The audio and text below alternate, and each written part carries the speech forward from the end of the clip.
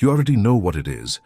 You didn't even finish reading the title and something moved in your chest, a specific memory, a specific moment, maybe more than one. The thing you keep coming back to when the house is quiet and your thoughts go somewhere you didn't invite them. You know exactly what you're carrying, and you've been carrying it for a while now. Guilt is a strange companion in grief. It doesn't announce itself cleanly. It hides inside the sadness, inside the missing, and you don't always realize it's there until you catch yourself replaying something for the 100th time. A decision you made, something you said or didn't say. A moment where you were distracted, impatient, absent, a last day you wish had looked different. And the cruelest part of it is this: the guilt feels like loyalty. It feels like the least you can do. Like if you stop punishing yourself for it, you're somehow letting them down all over again. So you hold it.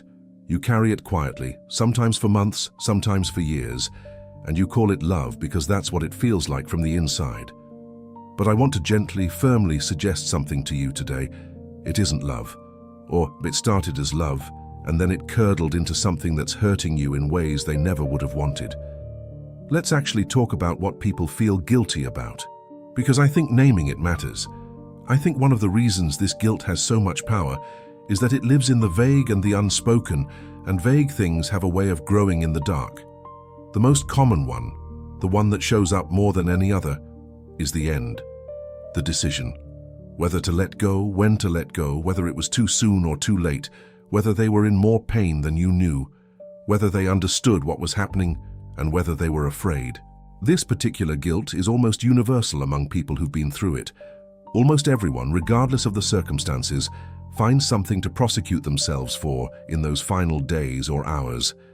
Then there's the everyday guilt, the walks that didn't happen because you were too tired, the times you were short with them, impatient, distracted by your phone or your work, or the 1,000 small emergencies of being a human being with a life that demanded things from you.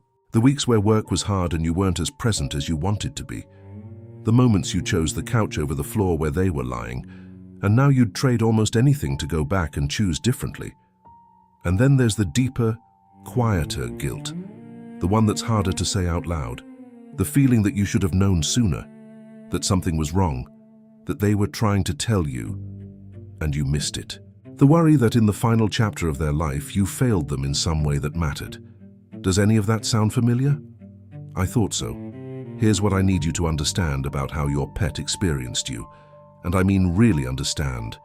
Not as a comforting thing someone said to make you feel better, but as something that's actually genuinely true about the nature of the animal that shared your life. They didn't experience you the way you experience yourself.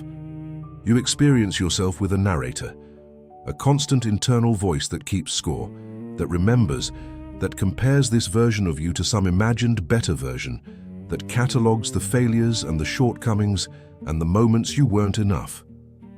You carry your own history with you everywhere you go. Every day you wake up already knowing every mistake you've ever made. They didn't have that. Your pet experienced you in the present tense, always, completely. The version of you that existed right now in this moment was the only version they were relating to. When you came through the door after a long day, even a day where you'd been irritable, even a week where you hadn't been your best self, they didn't greet the accumulated history of your failures.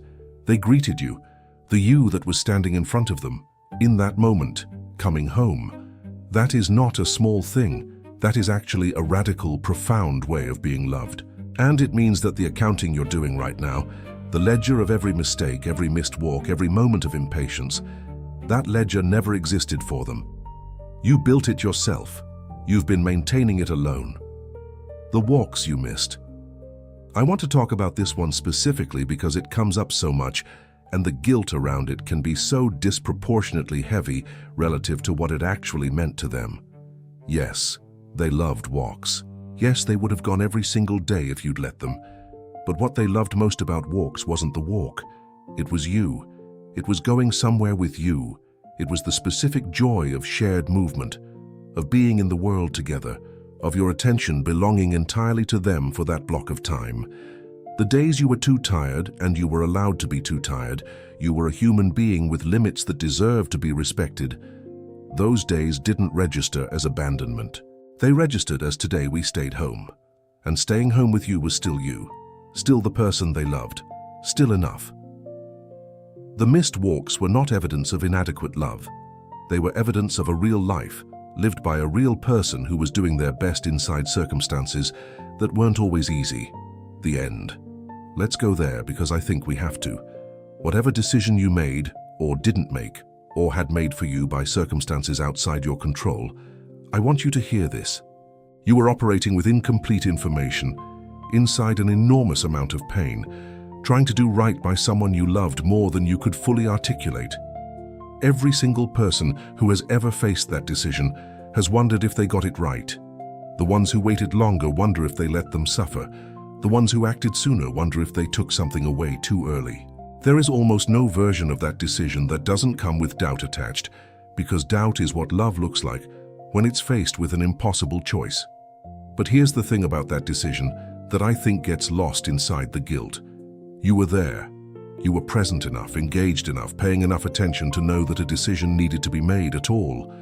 You were advocating for their comfort, their dignity, their peace. That's not the action of someone who failed them. That's the action of someone who loved them so much they were willing to take on the hardest possible thing so that they wouldn't have to suffer alone. The guilt you feel about the end is actually proof of how seriously you took your responsibility to them. It's love turned inward and sharpened into something painful, but underneath it, if you look at what it's made of, it's just devotion. It was always devotion. Now I want to ask you something, and I want you to actually sit with it rather than answering too fast. If the situation were reversed, if they had made a mistake, if they had had a bad day and been impatient with you, if they had missed something important, if they had made an imperfect decision while trying their best in an impossible moment, would you have held it against them? Of course not. You know you wouldn't have. Without hesitation, without condition, without even really processing it as something that needed forgiving, you would have loved them through it. You would have shown up the next morning the same way you always did. Because that's what you do when you love someone. You hold the whole of them, not just the parts that are easy. They did that for you every single day. Every version of you that walked through that door. Every bad mood, every distracted afternoon, every moment you weren't at your best. They held all of it without keeping score, without withdrawing, without making you earn your way back. That was just who they were with you. That was just how it worked. The forgiveness you're looking for, it was never withheld. There was never a moment where it needed to be extended because there was never a moment where they stopped. It was continuous and complete, and it didn't have conditions and it didn't expire when they did. You were already forgiven for everything before you knew you needed it. What I think actually needs to happen, and this is the harder part, the part that takes longer than a single video, is not that you receive their forgiveness. It's that you forgive yourself, and that's genuinely difficult. Not because you don't deserve it, but because self-forgiveness requires something that grief makes very hard. The willingness to let something go that feels like the last thing connecting you to them. The guilt, as painful as it is a form of contact. As long as you're replaying, you're still with them in some way. Letting go of the guilt can feel, terrifyingly, like letting go of them. But it isn't. It's not even close to the same thing. You can honor them, remember them, love them with your whole heart for the rest of your life, and also put down the weight of the mistakes. Those two things aren't in conflict. In fact, I'd argue that releasing the guilt is one of the most loving things you can do in their memory, because they never wanted you to carry it. They would have told you that, if they could. They would have pressed their head against your hand and stayed there until you understood. You're allowed to remember them with joy. You're allowed to let the love be the biggest thing, bigger than the regret, bigger than the replay, bigger than the weight of all the moments you wish had gone differently. You were a good person to them, imperfect, human, real, and so completely obviously loved in return. That's the truth. The guilt is a story, and you've been telling it long enough. I want you to do something for me in the comments. Write down one thing you've been feeling guilty about, just one, and leave it here. You don't have to explain it or justify it. Just name it.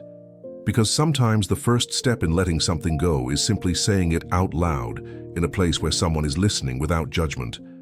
This community holds that, Share this video with someone who needs it, because someone you know is sitting with this exact weight right now and hasn't told anyone. And maybe this is the thing that helps them put it down. Like this if something in here reached you. Subscribe if you want to keep going. We don't look away from the hard stuff here. We just face it together. I'll see you in the next one.